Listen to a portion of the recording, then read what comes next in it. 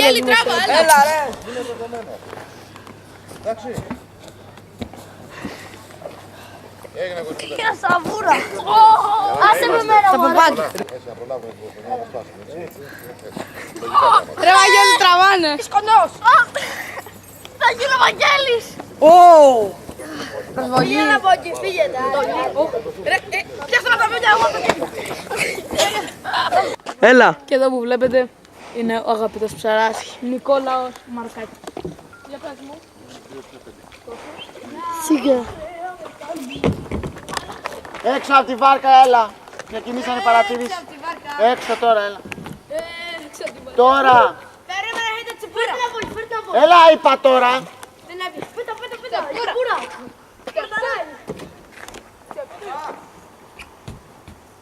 Έχουμε σε ένα λεπτό.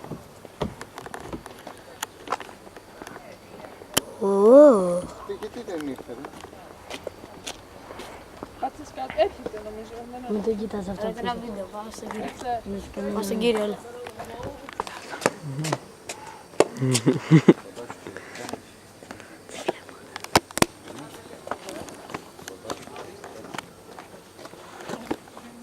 Αλέξανδρε, έλα σου.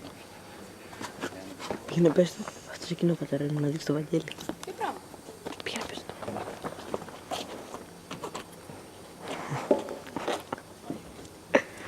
Αυτός εκείνο ο παπάς του. Με το πράσινο γουνάκι.